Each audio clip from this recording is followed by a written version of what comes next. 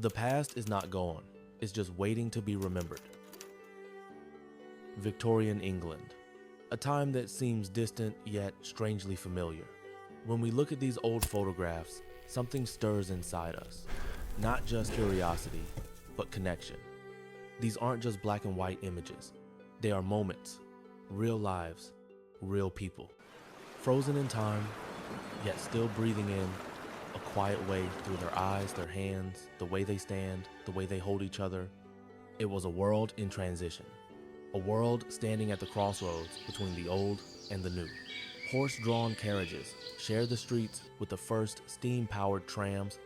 Candles and gas lamps slowly gave way to electric light.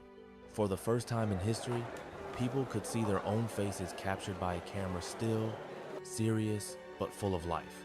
These portraits weren't just for memory, they were statements. I was here, I existed, I mattered. In the cities, factories buzzed with motion. The sound of progress echoed in the streets. Workers walked with purpose, dressed in worn coats and boots. Gentlemen read newspapers on benches.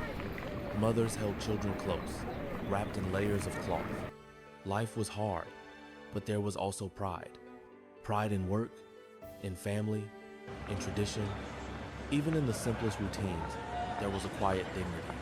Outside the cities, the countryside moved at a different rhythm.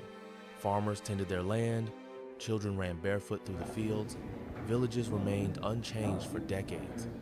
But even here, change was coming. Trains now cut through open hills and valleys, bringing news, goods, and people from far away. The world was getting smaller and faster. Education began to reach more people.